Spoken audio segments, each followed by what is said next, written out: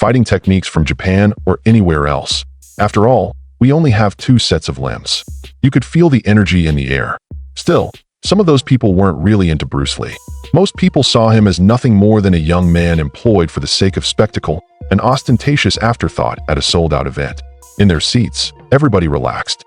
While some were captivated, others were merely entertained, expecting nothing more than a gimmick. Bruce stood still, his stare fixed, his aura alluring, yet others continued to ignore him. People in the audience whispered under their breath as they pondered the actor's true abilities. What happened next would put an end to any doubters in the room and leave observers completely bewildered. Background and professional experience. Bruce Lee's birth name is Lee Jun Fan, and he was born in San Francisco, California, on November 27, 1940. A famous Cantonese opera singer from Hong Kong, Lee Hoi Chen, was his father, and Grace Ho, his mother, was of mixed ancestry, which has caused a lot of controversy. Some say her ancestry is partially German, while others say her father was Jewish and from the Netherlands. Bruce inherited his unique outlook on life from his parents, who brought a blend of Eastern and Western values into his upbringing. Bruce became an American citizen at birth after his parents traveled to the United States on an opera tour. The Lee family went back to Hong Kong in April 1941, barely 4 months after he was born. The Lees faced a plethora of challenges shortly thereafter as the city fell under Japanese occupation during World War II. Bruce was up around movies because his dad was an artist. As a kid actor, he made cameos in films, with his debut role being that of a baby in Golden Gate Girl. When he was just 18 years old, he had already made 20 film appearances. He was born in the year and the hour of the dragon according to the Chinese zodiac, which is why he was called Little Dragon. Martial arts were also introduced to Bruce by his father. At the age of 7, he began his Tai Chi training. Then in 1953, he switched to Wing Chun and studied under the renowned Grandmaster Ip Man. However, some of his classmates turned him down because of his mixed ancestry. At the time, the general public in Hong Kong held the view that non-Chinese could not be taught martial arts. But Bruce trained secretly with Ip Man and a few others. Bruce wasn't only a martial artist when he was younger. Plus, he had great dancing skills. Awarded the title of Hong Kong Cha Champion in 1958. He knocked out the previous champion in the same year he won the school boxing title. But Bruce's parents were worried about his future because he was prone to getting into fights on the street. One of these fights was a major affair. They sent him back to the US in 1959 so he could apply for citizenship. Bruce finished high school in Seattle before settling down to teach Jun Fan Gung Fu, his own brand of martial arts. He would even take a job as a server at Ruby Chow's restaurant to make ends meet. In subsequent years, he established his first martial arts dojo and won over his first dedicated students. James Yim Lee, a martial artist, became his partner after he relocated to Oakland. At the 1964 Long Beach International Karate Championships, Bruce wowed onlookers with his trademark 1-inch punch and 2-finger push-ups. He received a lot of praise for this. During this time, he also fought the infamous Wong Jackman. What followed was his own school of thought, Jeet Kune Do, also known as the method of the intercepting fist, which he developed after challenging traditional martial arts. Bruce's breakout role in Hollywood occurred from 1966 to 1967, when he played Kato in The Green Hornet. Despite its brief run, the show catapulted martial arts onto American television and launched Bruce's career. During the late 1960s, Bruce had already begun choreographing fight scenes, coming up with ideas for films, and teaching famous actors like James Coburn and Sterling Siliphant.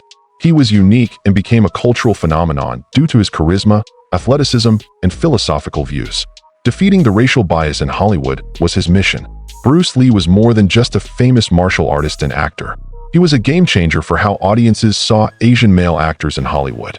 Hollywood has a history of limiting and denigrating Asian characters before he came along. It was common to portray them as weak, innocent, or unfit for any role other than that of servant or extra.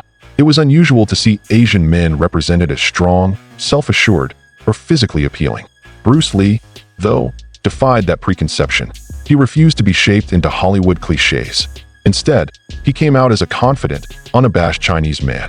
While many Asian Americans were trying to fit in or seem more white, Bruce, according to his buddy Amy, was incredibly proud of his heritage. Being Chinese was something he wanted the world to recognize, not be embarrassed of. It was exactly what he did on screen. He popularized a new stereotype of Asian males as rugged, powerful, smart, and seductive. UN Professor Hae-Sung Chung said that Bruce Lee gave Asian males a new kind of action hero, one who could inspire respect and admiration rather than ridicule. A new stereotype, the martial artist, was born out of his success, of course. This was a huge improvement over the previous degrading depictions, nevertheless. Also, Bruce's influence was felt by people all across the world, not just in Asian communities. Among North American audiences, his films first found widespread success among people of Asian and Hispanic descent. Many individuals of color found inspiration in seeing Bruce Lee fight injustice in films. Apparently, among black communities in the 1970s, he was even more famous than heavyweight boxing champion Muhammad Ali. Bruce Lee was one of the few non-white stars to break into the mainstream of Hollywood's white-dominated entertainment business as his fame grew. He served as a wake-up call for the youth of that era, especially those of race. As a young black boy, LL Cool J saw Bruce's flicks and thought they were the first to have an action hero who wasn't white. The significance of its consequence is immeasurable. Filmmaking wasn't Bruce's thing. Altering potential outcomes was his task. Behind the combatant, there is a poet. Most people think of Bruce Lee's lightning-fast kicks, wise philosophy, or unparalleled screen charisma when they hear his name. On the other hand, he had a softer side that was often overlooked. The verse. Writing was more than just putting words on a page for Bruce. It was just another form of expression, similar to martial arts. He did, in fact, write poetry, according to his daughter Shannon Lee. Truly, he was an artist par excellence. That wraps it up very well. Bruce was always free to explore new avenues of expression. Like his fighting style, his poetry was unfiltered, intensely personal, and rife with symbolism. His life was filled with scrawled notes and musings that formed these. Linda Lee Cadwell, Bruce's wife, eventually made public most of these writings, revealing a less guarded and more vulnerable side of Bruce to the world. In addition to Bruce's martial arts, writer and editor John Little played a major role in compiling and distributing these works. This allowed followers to experience Bruce's words just as powerfully. The form and guidelines of Bruce's poems were unconventional, which is interesting. They were called paradoxical or anti-poetry at times. They mirrored his mindset in that they were chaotic, unorganized, and full of surprises. Just as he famously proclaimed, "Be formless, shapeless, like water." His poetry flowed freely, often created in a frivolous style that rejected traditional structures. Linda did say that, in comparison to American norms, his poetry were rather grim. The human mind's shadows were often reflected in them. These are the feelings that the majority of people would want to keep hidden. Fans who only know Bruce as the fearless martial artist from the movies might be surprised by this side of him. The author nevertheless shows us a guy who battled emotions, uncertainties, and life's mysteries in his writings. He can even meet famous poets like Robert Frost, who used gloomy imagery to describe reality in this way. At the same time, Bruce's other interests were always intertwined with his poetry. Poems written by him have a unique cadence and meaning because of the influence of his philosophy and martial arts. The concept of yin and yang, or the balance of opposites, was central to his work. Just as martial arts require a delicate balancing act between calm and might, Bruce's poetry often veered between ambiguity and elucidation. Pleasing. Upon reading his poetry, we can see Bruce not just in his roles as an actor and martial artist, but also as a complete artist who sought to convey his inner truth via all means at his disposal. A deep, thinking individual who saw life as poetry hid beneath the spectacular kicks and unforgettable performances.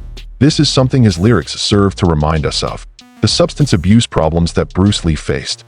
Typically, when people think about Bruce Lee, they see a man who was incredibly energetic, focused, and full of life. However, there was a less publicized aspect of his life, as is the case with the majority of celebrities from his period.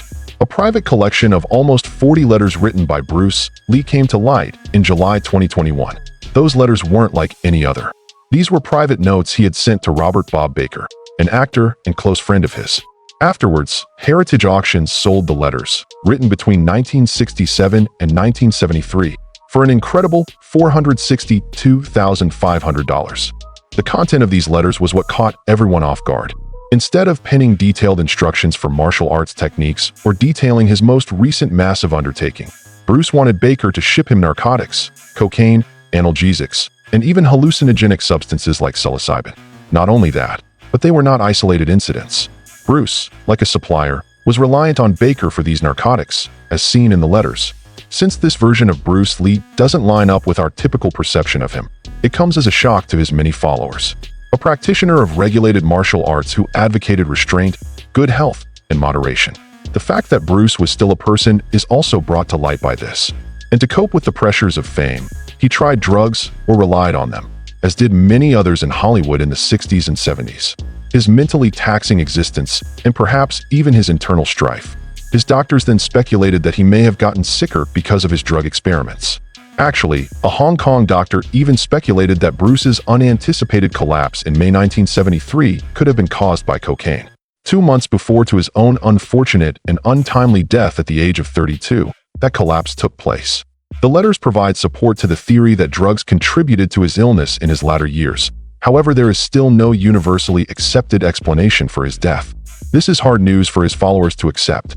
First of all, it is not a detriment to his legacy. Without a doubt, Bruce Lee was an innovator who changed the face of martial arts forever.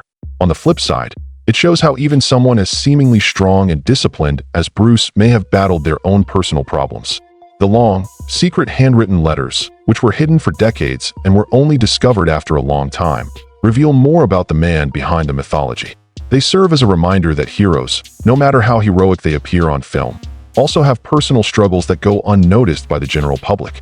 His own life. There were 5 siblings in all. Bruce was the 4th. He had 2 brothers, Peter and Robert, and 2 sisters, Agnes and Phoebe. Robert Lee Junfei, his younger brother, became a famous musician and vocalist. He performed frequently in English as a member of the Thunderbirds, a band from Hong Kong. Even Robert Lee released a tribute song titled The Ballad of Bruce Lee when Bruce passed away. The USA was also the birthplace of Bruce's private life. Linda Emery was a student preparing to become a teacher at the University of Washington in Seattle when he met her. They secretly wed in August 1964 because interracial marriage was still illegal in much of the United States.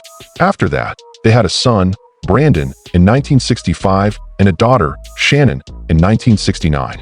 After Bruce's tragic death in 1973, Linda Lee carried on the legacy of her late husband. The Bruce Lee story told in the 1993 picture Dragon was based on one of her books, Bruce Lee, The Man Only I Knew, 1975. To ensure that Bruce's legendary status would go on, she went so far as to promote Jeet Kune Do, his martial arts philosophy. Final day of Bruce Lee's career. Bruce Lee got his first major health warning in May 1973. He had a sudden breakdown while filming Enter the Dragon in Hong Kong. He wasn't just lightheaded or tired. Seizures were so intense, and his headaches were splitting. The doctors at Hong Kong Baptist Hospital diagnosed him with cerebral edema, a condition characterized by swelling of the brain, after he was transferred there. At one point, he was unresponsive, had a high temperature, and had ceased breathing. The physicians saved his life by reducing his edema, thankfully. After returning to the U.S., a brain scan revealed that Bruce had a convulsive disease, which had been a continual threat to his life. A fatal turn happened in Bruce's life 2 months after this occurrence, on July 20th, 1973. That day, he plotted out his film projects. Energized and driven. In an effort to cast George Lazenby in a future picture, he intended to have dinner with the actor that night.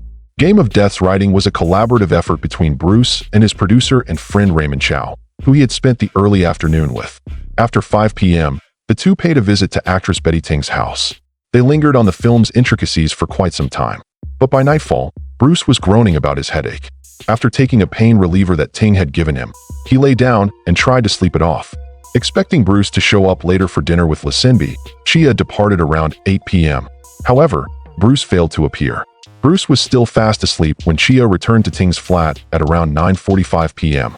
They tried to wake him, but he didn't reply, even though it seemed like nothing out of the ordinary at first. Panic ensued in no time. At approximately 10 p.m., Ting's personal physician was called. He spent 10 minutes trying to revive Bruce, but by then it was too late. Bruce stopped showing any signs of life-threatening illness. He was transported to Queen Elizabeth Hospital by ambulance, but unfortunately, the physicians there could only confirm the worst. The legendary Bruce Lee had died. His age was a mere 32 years. Around the globe, people were taken aback by the news. Supporters couldn't believe the suddenness of death for someone so vibrant, powerful, and self-controlled. The Seattle Lakeview Cemetery was the site of Bruce's burial on July 25, 1973. Members of his family, friends, and even some famous Hollywood actors and actresses were present for his funeral. Peter Chin, James Coburn, Dan Inosanto, Taki Kamara, Steve McQueen, and Robert Bruce's brothers served as pallbearers. Everyone on Earth, not just his loved ones, was in a state of profound sadness at that moment. Far too soon, the world said goodbye to the man who had transformed cinema and martial arts. Because his life is shrouded in mystery, People talk about him even now. He died for a few different reasons. When Bruce Lee passed away suddenly in 1973, everyone wanted to know why. To get to the bottom of things, they sent in Donald Tyre, a seasoned British pathologist who had worked for Scotland Yard and conducted more than 1,000 autopsies. It was a stunning report. For Bruce, it was a case of death by mishap, an unexpected and unplanned demise. An allergy to the medicine aquasic was officially determined as the cause of death, which is defined as cerebral edema or swelling of the brain. Meprobamate, a sedative, and aspirin were both contained in this medicine. Bruce had used Accusec many times previously without serious side effects, but it proved fatal on July 20th, 1973. His brain had grown from 1,400 G to 1,575 G, a 12.5% increase, according to the autopsy report. The decision made by Tyre was unanimously accepted by the coroner's court, but that didn't stop rumors from circulating either. Speculations went into overdrive shortly after. The Chinese triads may have been responsible for Bruce's murder, according to certain newspapers. A family curse was also claimed in other rumors, especially following his son Brandon's death. Hong Kong tabloids added gasoline to the fire by publishing these conspiracy ideas, which became part of Bruce's mystique and helped boost publicity and sales. At first, people thought he might have had drugs in his system as well. Tyre disagreed that the small traces of cannabis found in his stomach were the cause of his collapse and death. He characterized it as foolish and unreasonable to propose such a thing. Other doctors and nurses agreed. No one, not even the U.S. military's own Institute of Pathology, has ever linked cannabis to anything. Scholars and biographers persisted in seeking solutions long after the fact. Another possible explanation was heat stroke, as proposed by Matthew P.Y. in his 2018 book Bruce Lee, A Life. Perhaps related, he said that Bruce had fainted in hot weather in May 1973. Bruce had indeed had a little operation to remove his underarm sweat glands in late 1972, which further complicated his case. He apparently did this because he thought sweat stains looked terrible on film. Polly argued that Bruce could have suffered from cerebral edema, heat stroke, and hyperthermia if this operation had stopped his body from cooling down properly. A novel medical theory was proposed in December 2022. Experts on renal disease wrote in the Clinical Kidney Journal that hyponatremia, a condition caused by dangerously low blood sodium levels, might have been Bruce's killer. They speculated that Bruce's lifestyle choices, including his heavy water intake, might have hindered his kidneys from eliminating excess fluid, leading to swollen brain tissue.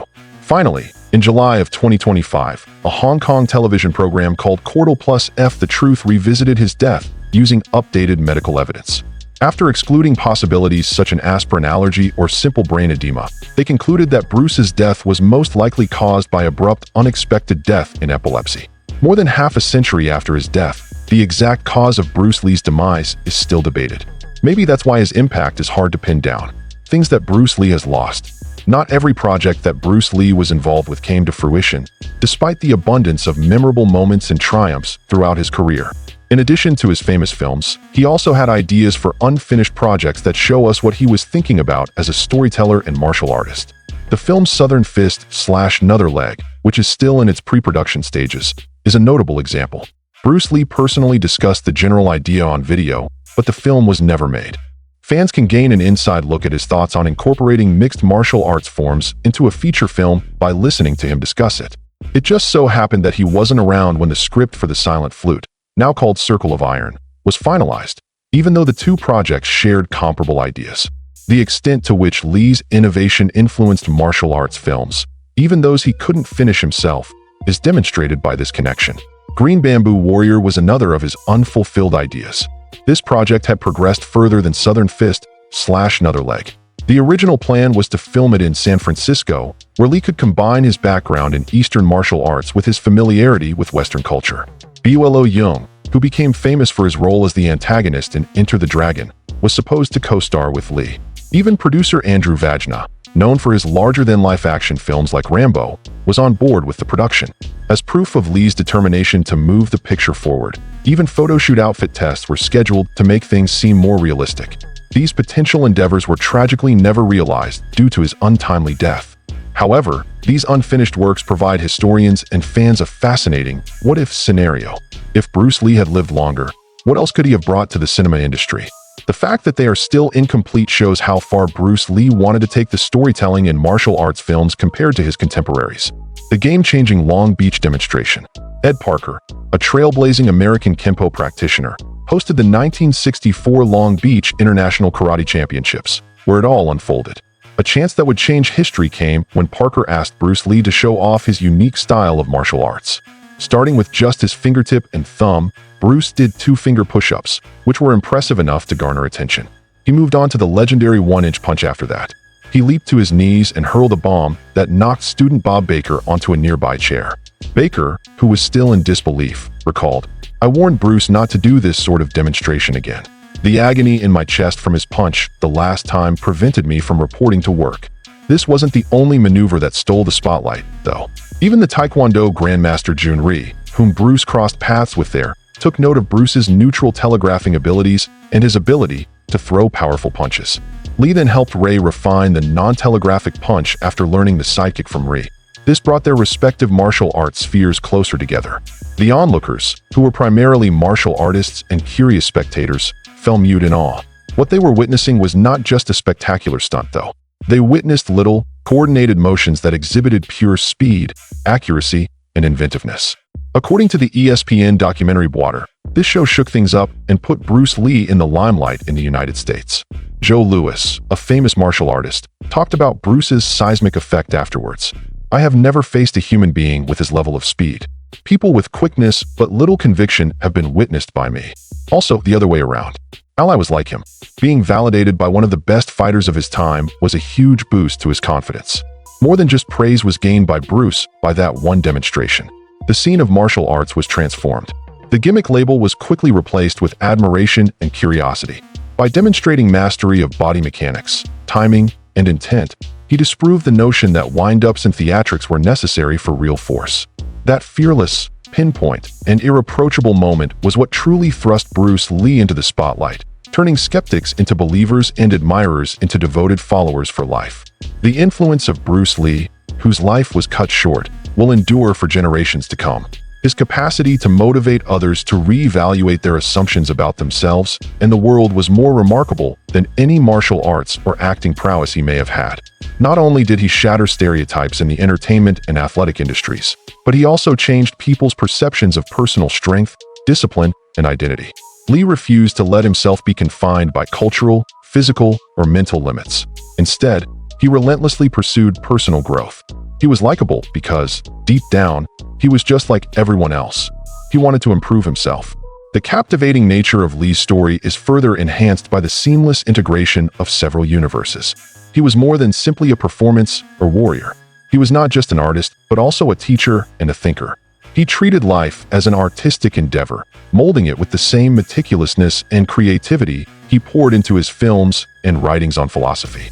People who learn about his legacy today still feel a connection to his unique capacity to unite mind, body, and soul. Decades after his untimely demise, Bruce Lee's legacy continues to resonate. Even today, people can't get enough of his films. His life and teachings show that with enough drive and determination, one can achieve their dreams, and his ideology serves as an inspiration to dreamers even now. The fact that celebrity, wealth, and power aren't necessary for success is maybe the most important thing Bruce Lee ever taught his students. It's all about being genuine, embracing the here and now, and having the courage to show the world your actual self. That's why Bruce Lee is revered as a cultural icon whose impact continues to inspire wonder, bravery, and enthusiasm all across the world, in addition to being a legendary figure in martial arts. Our in-depth look at Bruce Lee's remarkable life and legacy comes to a close with that. Martial arts in Hollywood are only tangential to his life narrative. The key is to believe in yourself, push your limits, and make an everlasting impression. Please subscribe, like, and share this video with your friends if you found it entertaining and would like to see more content like this. To make sure you don't miss any of our new uploads, don't forget to hit like and subscribe and press the bell icon. Thanks for watching.